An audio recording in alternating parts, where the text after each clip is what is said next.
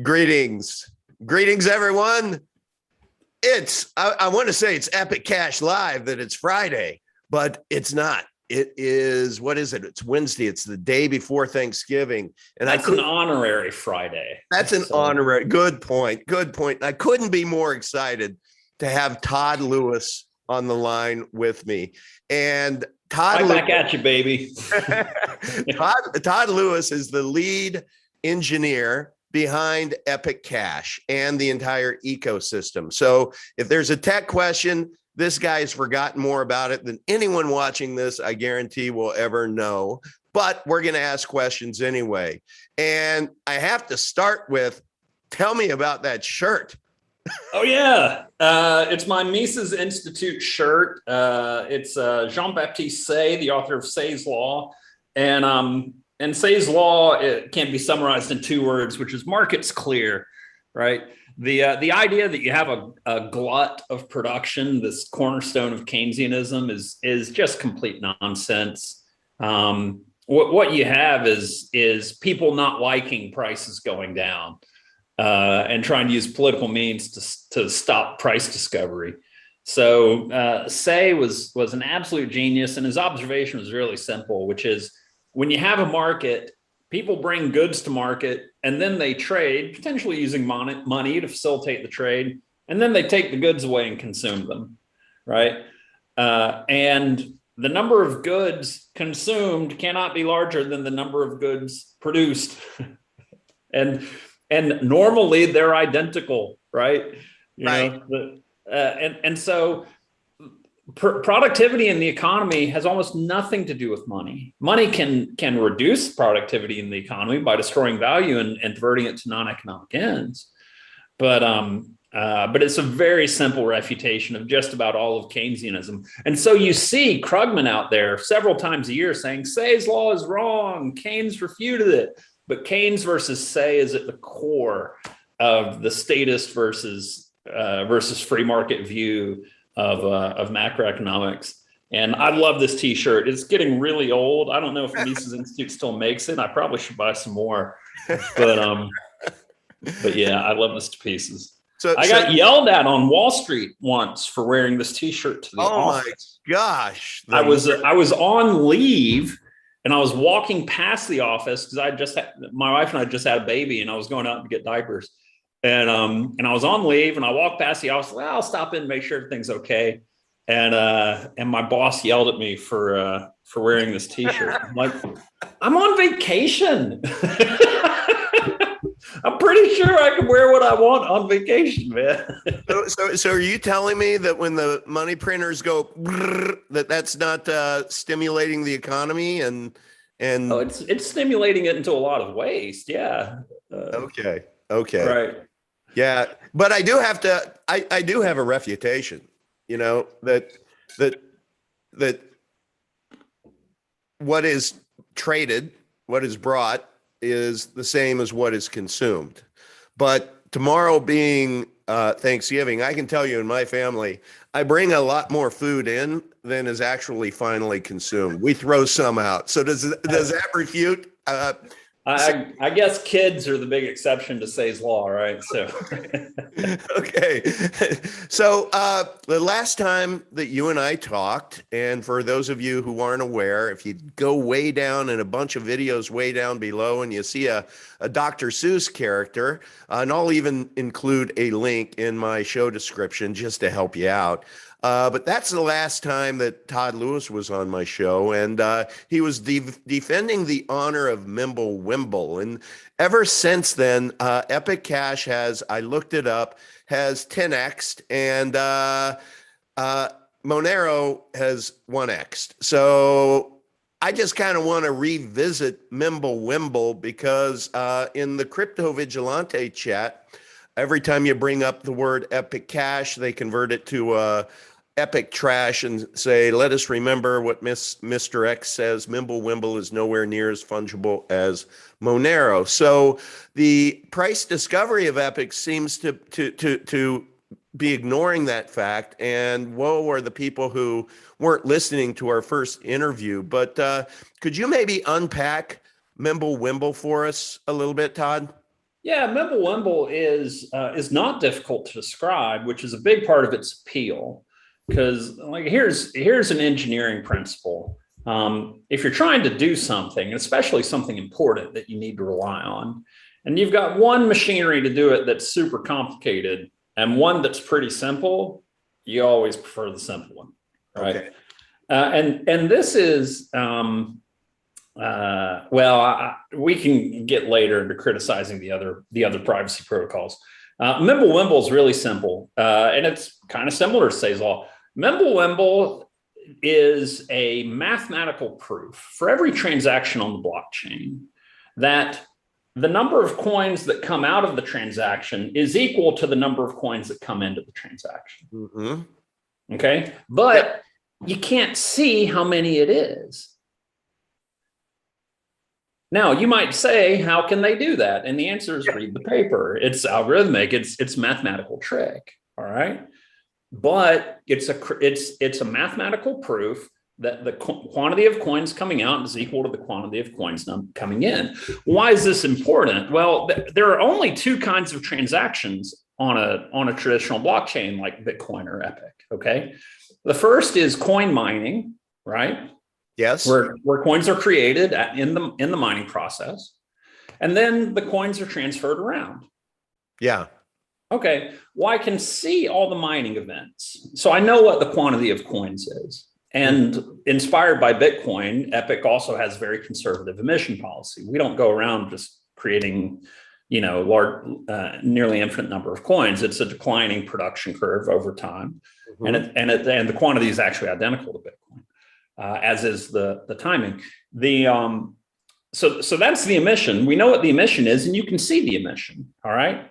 Okay. And then everything after that, as coins are moved from one address to another, you know that the number of coins going into the transaction is equal to the number of coins coming out of the transaction. So you have confidence that new coins aren't being created. Right. Okay. We know how many coins are in the Epic system. Who owns them? No idea. Wow. No idea whatsoever, right? And it's just that simple. And if you look at, Zcash, Monero, the other algorithms for synthesizing privacy on a blockchain, they are these huge, elaborate, multifaceted Rube Goldberg machines for trying to hide the quantities.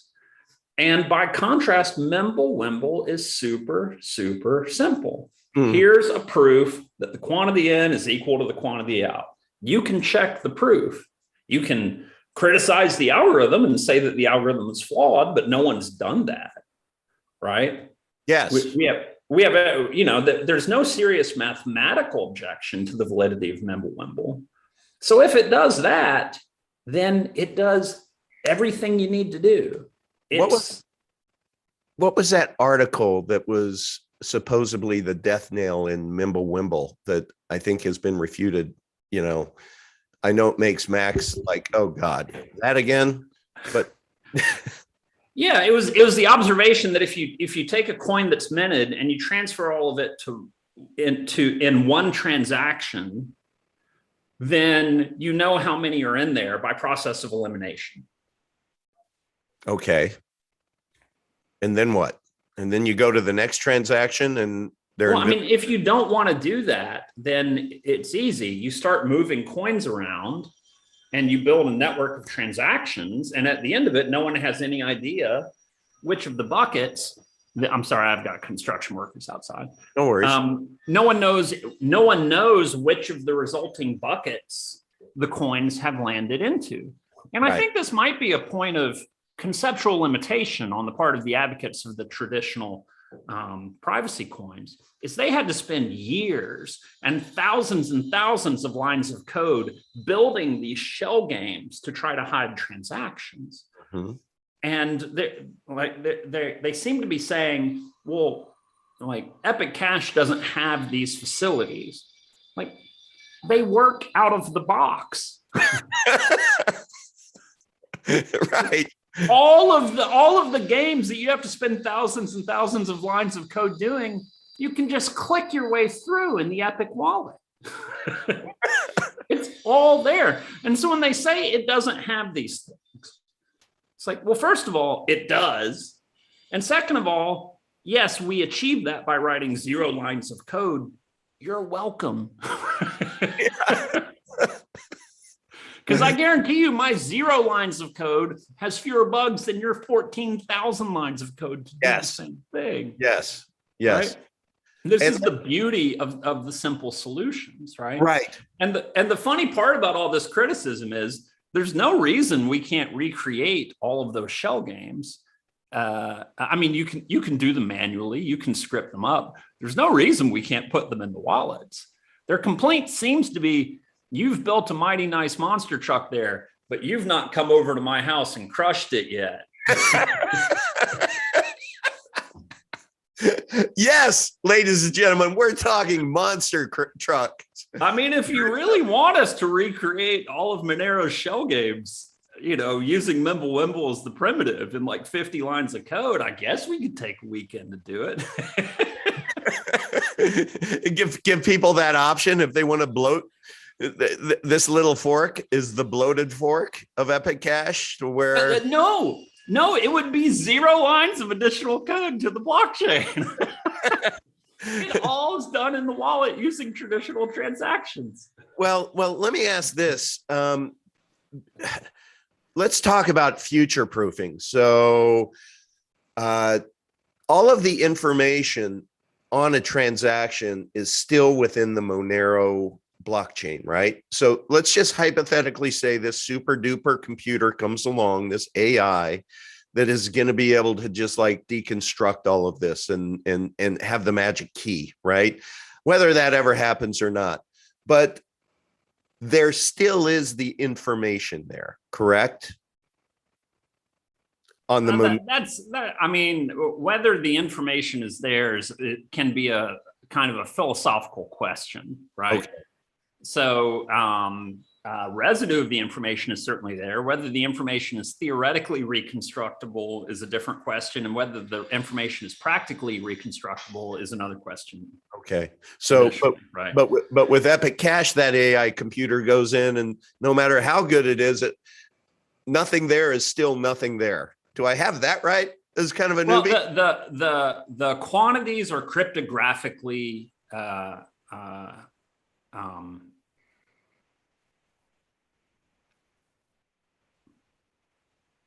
this is hard to say precisely. I'm assuming you're editing this. Nope, we're live. Well, there you go. Because I don't want to say the wrong thing. So you just like the gears are turning. The quantities are cryptographically obscured in Epic. Okay. Yep. And that's different than the traditional approach of, if we take the information, but we mix it up a lot in non-cryptographic ways, then it's difficult to reconstruct. The fact that the quantity of coins in is equal to the quantity of coins out, that part is public. The quantities themselves can only be extracted and in turn transferred by people with the keys. And so the strength of that guarantee is the strength of the core encryption technology that all blockchains rest on, which is, the security of encrypted curved Diffie-Hellman and the rest of the fundamental algorithms that we all share.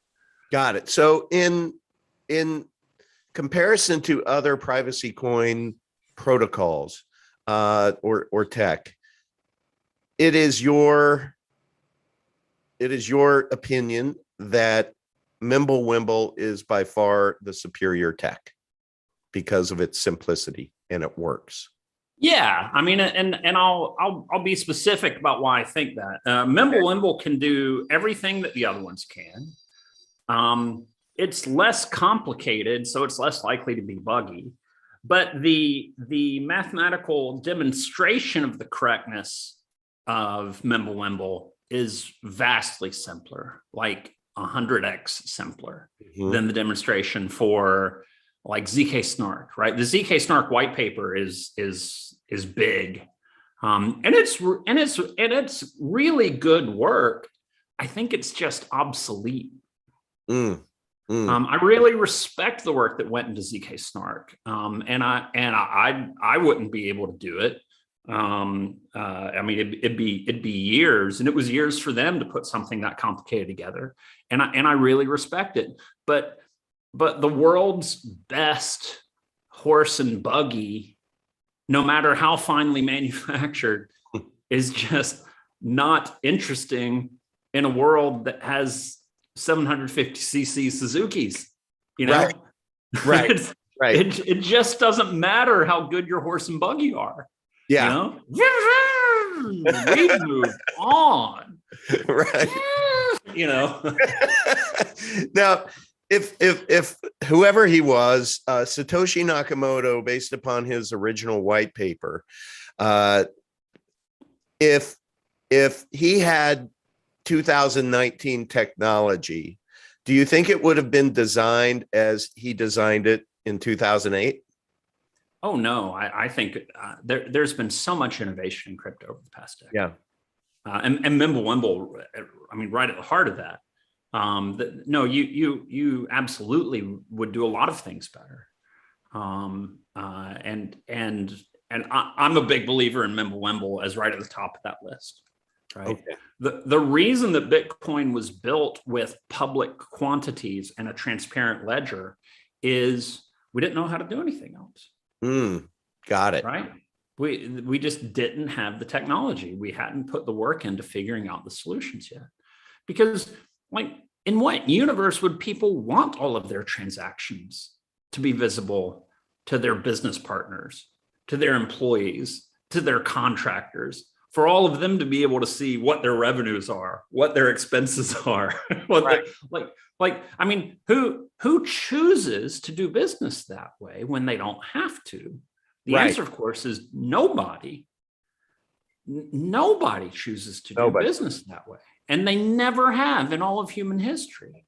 What is the company, that company's name that was just created so that it could surveil blockchain? I mean, the Bitcoin blockchain. I don't pay attention, man. Okay. Well, basically there is put it this way, you know, when you see these chart guys start talking about everything, they talk about inflows and outflows from whales and whatnot. And they're on, and it makes your head spin after a while. But with Epic Cash, that's never going to be even an emerging business to surveil our blockchain, because there's just a pretty boring task. Yeah. What's that? It's a pretty boring task, right? We saw 8,000 transactions in this set of blocks, and all of this consists of transferring some unknown quantity of funds from some unknown source to some unknown destination. Any questions? So I mean, once you are into Epic Cash, I'd also like you to talk about the advantages of how you designed the Epic Cash blockchain as a medium of exchange so that it could be fast. Because I know that with Bitcoin, it is the furthest from fast. It's very, very expensive. I know with Monero, it's not fast, and it takes a good while. And so I don't think is ever going to be used at retail. But I believe ours will be. Can you just kind of unpack how you design this so that it would not only be invisible, if you will, surveillance proof, or surveillance resistant? I guess you can never say proof, but there's nothing to surveil. And how we could possibly have a goal big enough to be able to say, yeah, we can be the world's currency one day too. I mean, it's not complicated. We have 60-second block times, you know. So, and this is another thing that you would do differently today versus what you did in you know, when Bitcoin was created. We've talked about reducing that even further. We've talked about 15-second block times. We've talked about growing the block size. There's really no call for it at the moment, but as we continue to pick up steam, it's something we continue to talk about. Wow. So what would you say to, see, I'm starting to get a lot of and look, this video here is not intended to bash any other coin, but I will tell you that it just seems like in Monero that there just seems to almost kind of be a shit show in the community. There's just seems to be a ton of divisiveness and stuff.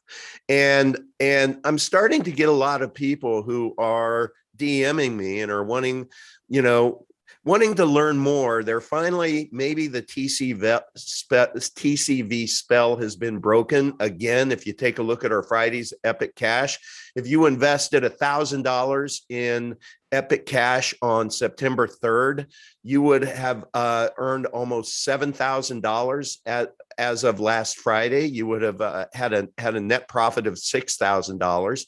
If you did the same with Epic or with Bitcoin, you would have $28.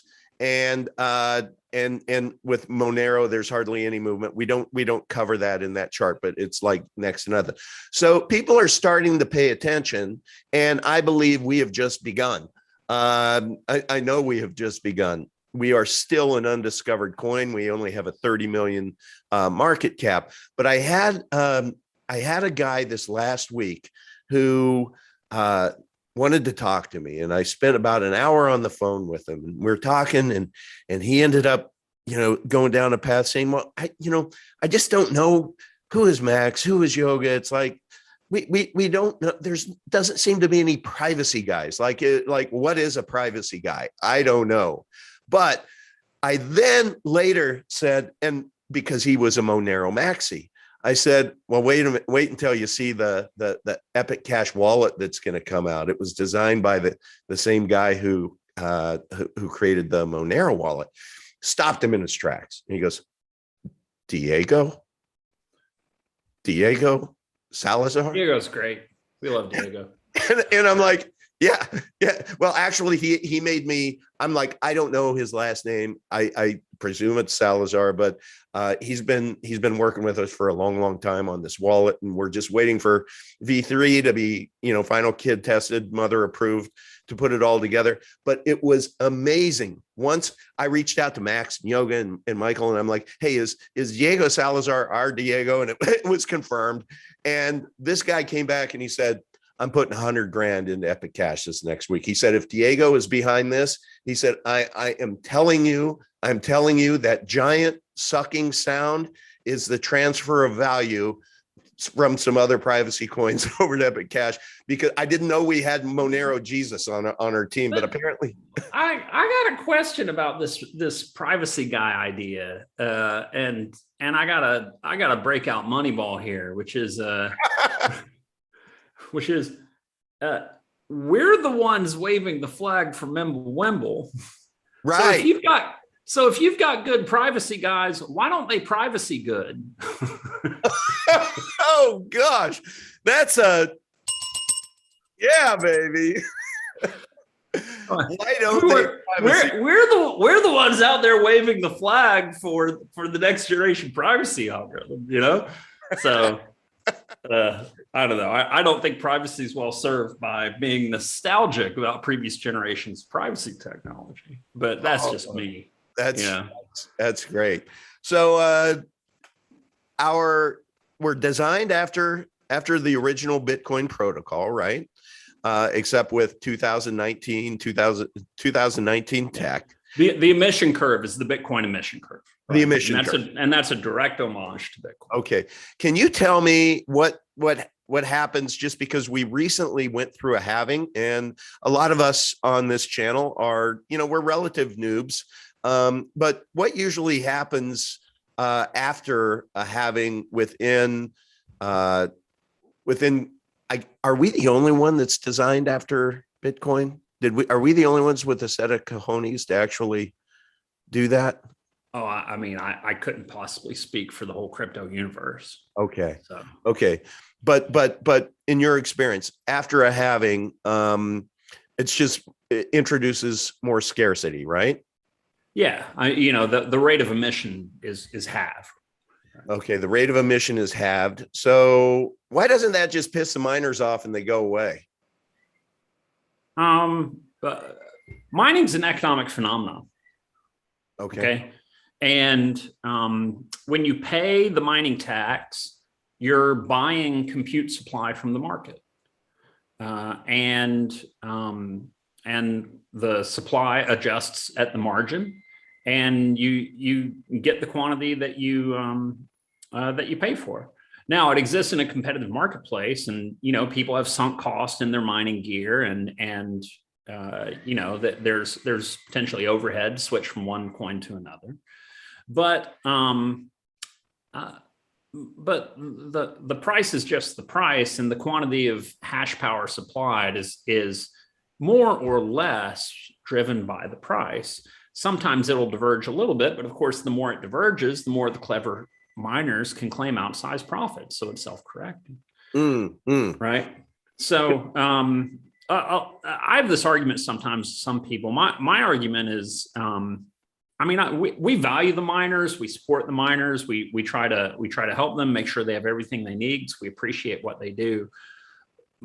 Personally, my real focus is on the user experience. Yes. Right. And making Epic useful to people in their life, because to the degree that it's useful and people have a reason to own it and it's creating value, that's the thing that drives mining. Okay. Right. And if we have a coin that's paying good mining rewards, markets are wonderful things. Yes. Says law. Right. It says law. Yeah. Markets are wonderful things. If we're paying a premium to miners to come provide us hash power, they will come provide us hash power, Right. Yeah. It's not a favor. It's just a transaction. Right. So, I understand there are many miners out there that didn't even realize there was a halving. Well, yeah. If your price is moving up fast enough, then it can be easy to overlook. So, right. But when I don't have it handy, but I've shown it before. But there is a chart that tracks Bitcoin and all of the halvings, and what happens after a halving in the following 6 months is always, a little bit of a parabolic, trip north. And it doesn't necessarily happen immediately after the halving, but certainly in that 6 months that it goes up. So speak to a little bit about the usability of Epic Cash and what makes us more usable than other coins, perhaps, versus just being a store of value. We have a lot of hopes and dreams on usability. The fast block times help. Yeah. We have a good wallet. You can wrap applications around the wallet pretty easily. Early in the project, we ported the wallet to ARM in order to open the door to it running on mobile and embedded devices. But there's a lot more we want to do. We have a long list of usability improvements that we have intended. The other thing too is, the core team is responsible for the core tech. And what we really want to be doing is supporting wallet makers in innovating and exploring new ideas and how people can use the wallet. So we're really one step removed behind them. We provide the out of the box wallet, the standard wallet. But we're not trying to take market share from the people who are really good at building wallets. So that's a thing then, right? And again, I could spell Bitcoin at the beginning of this year. I knew nothing more about crypto or blockchain technology, but when you have a blockchain or whatever, the market goes into action and there can be multiple wallets for each coin, right? Sure. And a lot of them will reuse our backend implementation. Okay. Right? And they put a user interface on it and they're improving the user experience and whatnot. And that's a lot of value that they create. So we really, yeah, tons of value. From what we love that work, want to encourage it, want to do everything we can to help them and provide them with the tools they need to be able to do that kind of innovation. Yeah, from what I understand, the wallet that Diego worked on, he actually went through the top 15 apps that exchange value, whether it's Cash App or Zelle or any of those, and went through mapped the entire user experience of all of those. And then now he has the mapping of the top 15 and went in and figured out, analyzed what is the best of the best and how can we make ours like literally just best of class in all of blockchain technology and all of crypto land. So I can't wait for that. I think you've probably seen a graphic or two, but it's just going to be beautiful, and it'll be worth the wait. But in the meantime, for those who are watching, who are interested in Epic Cash, you can go to t.me/Epic Cash. It's a great place to get started. From there, they can tell you where to head if you're interested in mining, or if you're interested in trading, or if you're interested in just getting more education on it. Just please visit there. And then also, of course, you can go to t.me/Uncle Vigilante Lounge. But man, ever since this journey, ever since I interviewed Max for the first time in my shitcoin trial, to where it was, you're declared a shitcoin until I decide you're not one. And I intended to be, 45 minutes to an hour, and it went for 2 hours and a half. And I took off my judge's wig, and I was just like, okay, it's time for me to actually, get out of role and start learning something. That was 6 months ago. And man, crypto years, I think crypto years beats dog years. Would you agree with that? Like pretty much, yeah. So much happens. And every 3 years the industry dies and you have to get a new one. So well, speaking of that, I would like to get your vision, if you could give us a peek in the future related to Epic Cash and mobile devices. Why are you giving lots of thought now about mobile devices, mobile mining? Help us there. Yeah, I mean, it's a matter of making it useful in people's lives, right? Yeah. And making it easy and accessible for people to use it as a medium of exchange and be able to solve the monetary problems that we have. And what, like the one that always sticks with me is the billion plus unbanked people around the planet. 100%. Right. Which the traditional banking system could not give less of a shit about. Right. Doesn't care about, isn't going to make any money off of them. They'll demand their monopoly over rich people, but the flip side of that coin of serving people who actually need banking services, they couldn't care less. But one group of people who do consistently and well serve well, small scale farmers in Africa, for example, is our good friends at AliExpress.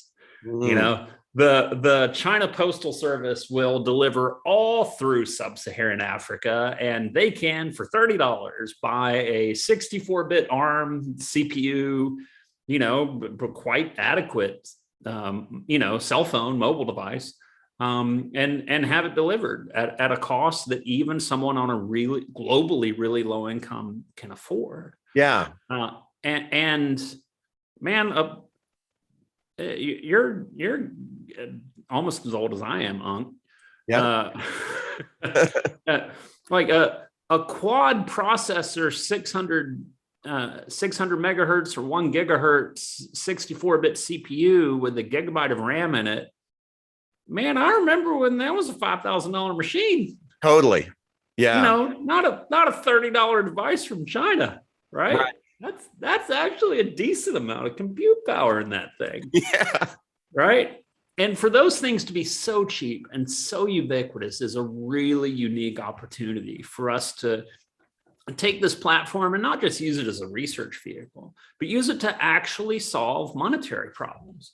Market's clear, It's clear. And money helps markets clear. Money frees people from barter, right? And this to me this personally is like my big dream about Mimblewimble. This is what would make me really happy, is if we could take 1 billion people, give them an affordable, accessible device, and give them a form of money that lets them engage the world economy and sell goods and services and be able to buy goods and services in turn. Charity is nice. Commerce is where the real action is at in terms of solving poverty. Yeah, you're right. Right.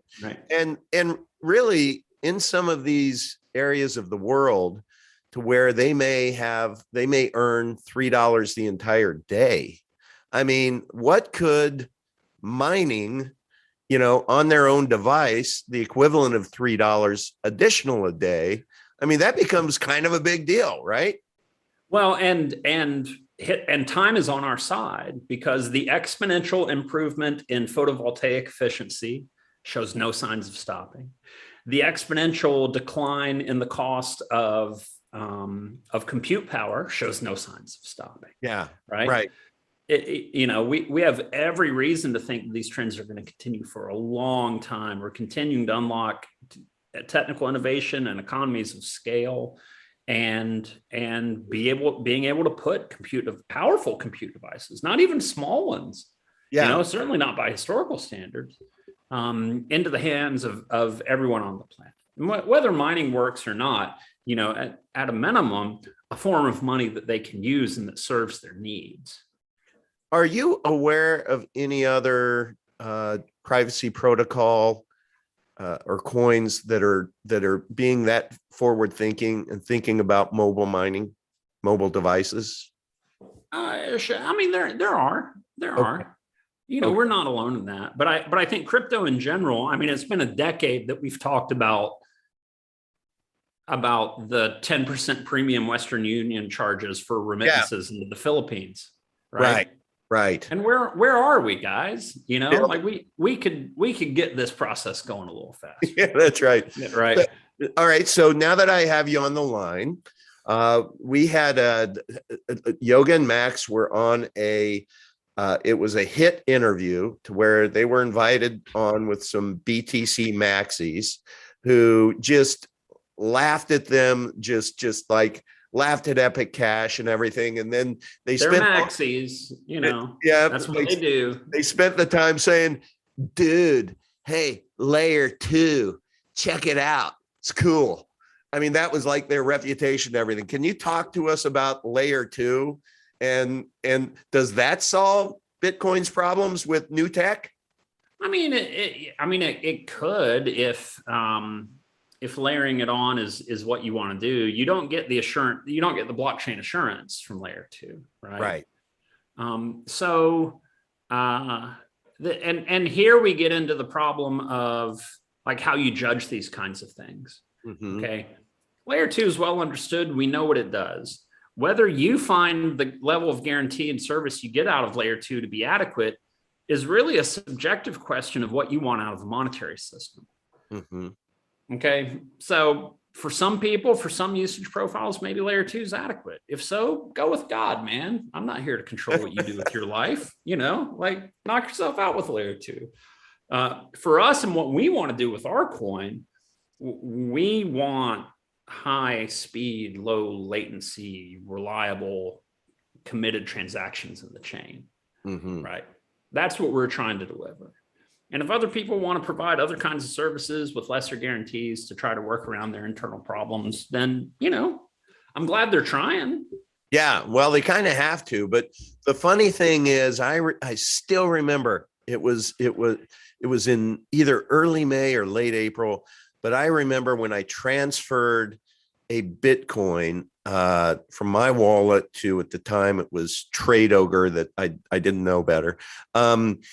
And it was like $68, and so I think about layer 2 and I'm like, I still have to transfer my Bitcoin up into the layer 2 cloud, if you will, and then I have to take it off, so while it's up here, the transaction fees, it's like moving an abacus around. I get that, and all you're doing is recreating fractional reserve banking. Exactly. Right. You know, if we all just leave our money at the bank, then we don't have to carry gold around. We can just do ledger entries at the bank and trust them to take care of everything. That's basically what you created. That's a great way to put it. It's like, you know, with my daily life, you know, we all have to deal with some fiat. I deposit my check at the bank, and on my app, I'm just kind of moving things around. That's kind of like a layer 2, right? It's like I deposit at the bank and stuff, but it's just like, it's all just ledger entries, and I'm just keeping track of it on my phone. That's all. Yeah, which, I mean, if you wanted to do that, why did you leave fiat? Why what? If that's what you wanted to do with your money. That's a great one. If that's what you wanted to do with your money, man, JP Morgan already does that really well. That is a great point. Why did you leave fiat? I mean, you're trying to create. So Bitcoin as a store of value has proven to be pretty worth its salt over time, you know? Sure. And so we get that. We understand that and respect that. That's why it's part of our design, right? But as far as it being a medium of exchange, it's really, really expensive and really, really slow. So you create layer 2, which is also surveilled. And now you're back to fiat, right? You're back, except, I mean, gold is really inconvenient to move around. So we're going to put the banks in between us and our gold, right? And they'll just update their ledgers, and that's fast and convenient. Yeah, you just recreated 1870s monetary policy in the advent of JP Morgan. What happens when the day comes that they say, well, you know, we're having an economic depression, and we're going to have to sever the link between layer 2 of Bitcoin. Right. Yeah, it is. I mean, if you're a fan of Wile E. Coyote cartoons, and you find yourself in Arizona, and you're determined to run off the edge of the cliff, right? I mean, if you take a video, you know, we'll watch it.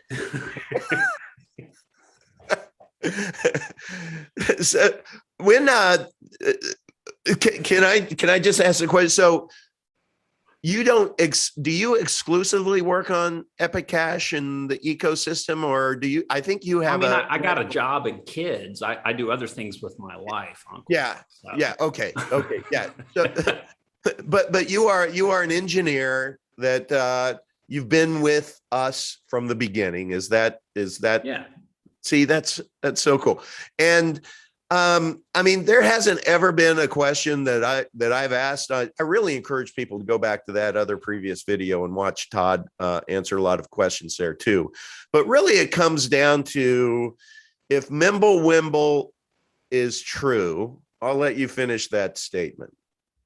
Yeah, if Mimblewimble is true, and we have I've never even seen an attempt to refute it mathematically, then it makes the other protocols obsolete. And someone would who has their portfolio in these other protocols that might threaten them a little bit, right?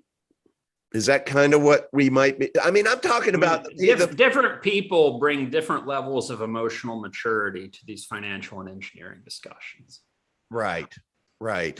Well, I just think that, and I'll just go ahead and say it. It's like, why on earth would TCV be so violently opposed to Epic Cash? The only way I can reconcile that is that when you look at their portfolio holdings, it's heavily weighted to Monero.